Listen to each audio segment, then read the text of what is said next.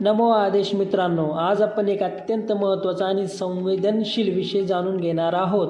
घरातील देवांचे फोटो किंवा मूर्ती पाण्यात फेकून देणे योग्य आहे का? खूप लोकांना हा प्रश्न पडतो. काही लोक म्हणतात हो चालते, पण काही म्हणतात हे मोठे पाप आहे. पण खरे सत्य काय आहे? चला तर आज हे आपण जाणून घेऊया. सर्वप्रथम एक गोष्ट लक्षात ठेवा, आपण घरात ठेवलेले देवांचे फोटो किंवा मूर्ती हे फक्त वस्तू नसतात. त्यामध्ये आपण श्रद्धा, विश्वास आणि भक्ती ठेवलेली असते. आपण रोज त्यांना नमस्कार करतो, पूजा करतो, म्हणजे आपण त्यांना देवस्वरूप मानतो. म्हणूनच अचानक ते फोटो किंवा मूर्ती खराब झाल्या, तुटल्या किंवा वापरण्यायोग्य राहिल्या नाही तर त्यांना साध्या कचऱ्यात टाकले किंवा पाण्यात फेकणे हे योग्य नाही.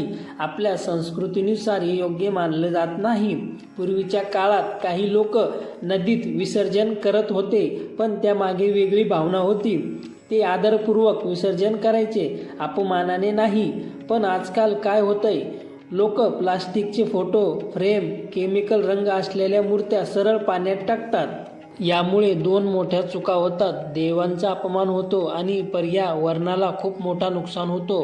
म्हणून आजच्या काळात पाण्यात फेकणे हे योग्य मानलं जात नाही. आता प्रश्न येतो, मग करायचं काय? मग योग्य पद्धत काय आहे? चला आज हे शास्त्रानुसार समजून घेऊया.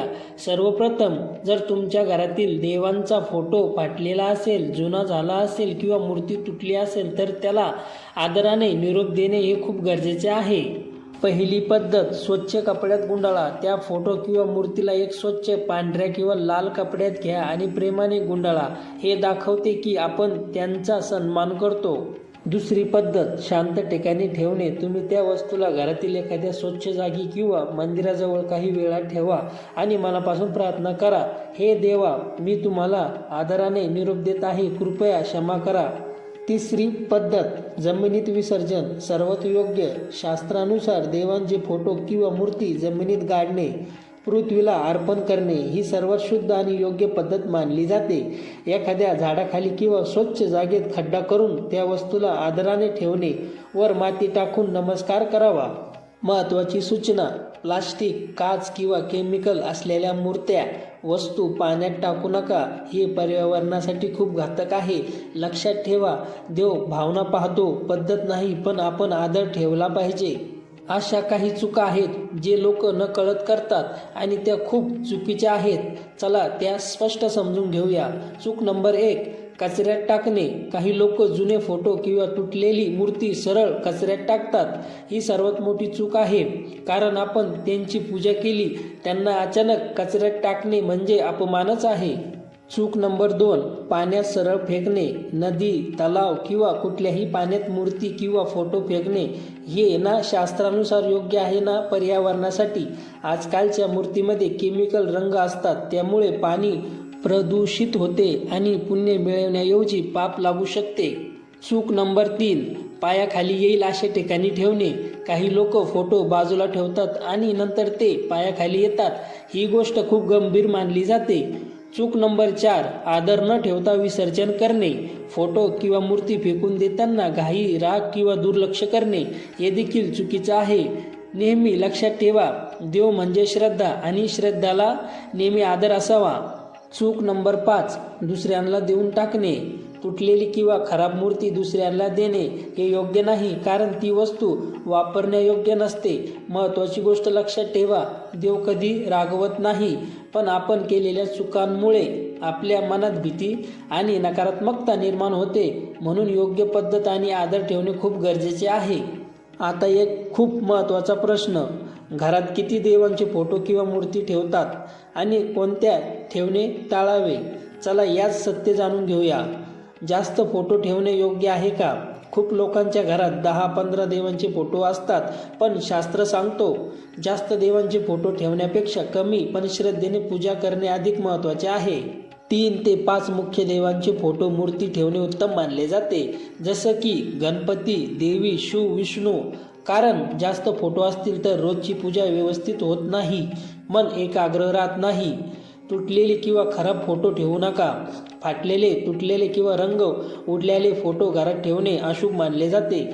अशा वस्तू घरात नकारात्मकता ऊर्जा वाढू शकतात. एकाच देवाचे खूप फोटो ठेवणे, एकाच देवाचे 5-6 फोटो ठेवणे टाळा. 1 किंवा 2 फोटो पुरेसे असतात. यामुळे पूजा सोपी आणि एकाग्र होते. उग्र रागीट स्वरूपातील फोटो टाळा. काही देवांचे उग्र स्वरूप, रागीट किंवा युद्ध असणारे फोटो घरात ठेवणे टाळावे. घरात नेहमी शांत, प्रसन्न आणि आशीर्वाद देणाऱ्या स्वरूपातील फोटो ठेवावेत. देवघर स्वच्छ आणि साधं ठेवा. देवघरात जास्त गर्दी नको. स्वच्छता आणि साधेपणा खूप महत्त्वाचा आहे. लक्षात ठेवा, देवाला मोठेपणा नाही तर मनाची शुद्धता आणि श्रद्धा महत्त्वाची आहे. आता खूप महत्त्वाचा प्रश्न, देवघर घरात कुठे ठेवावे? कोणती दिशा सर्वात शुभ आहे? चला या मागचे सत्य जाणून घेऊया. देवघरासाठी सर्वात उत्तम दिशा शास्त्रानुसार ईशान्य दिशा, उत्तर पूर्व ही देवघरासाठी सर्वात शुभ मानली जाते. कारण ही दिशा सकारात्मकता, ऊर्जा आणि शांती देणारी असते. इथे पूजा केल्याने मन शांत आणि एकाग्र राहते. शक्य असेल तर देवघर नेहमी ईशान्य दिशेला ठेवावे. पूजा करताना तोंड कोणत्या दिशेला असावे? पूजा करताना तुमचे तोंड पूर्व किंवा उत्तर दिशेला असावे. यामुळे ऊर्जा योग्य प्रकारे मिळते आणि ध्यान चांगले लागते. देवघर कधी इथे ठेवू नका. बाथरूम किंवा टॉयलेटजवळ, बेडरूममध्ये विशेष, बेडच्या समोर, स्वयंपाकघरात, गॅसजवळ या ठिकाणी देवघर ठेवणे शुभ मानले जाते. देवघर उंचीवर ठेवा. देवांचे फोटो किंवा मूर्ती नेहमी जमिनीवर थेट ठेवू नका. थोड्या उंचीवर ठेवा. यामुळे देवांचा आदर राखला जातो. स्वच्छता आणि शांतता महत्त्वाची आहे. देवघर नेहमी स्वच्छ ठेवा. तिथे भांडण, राग किंवा वाईट विचार टाळा. लक्षात ठेवा, देवघर आपले घरातील सर्वात पवित्र जागा मानली जाते.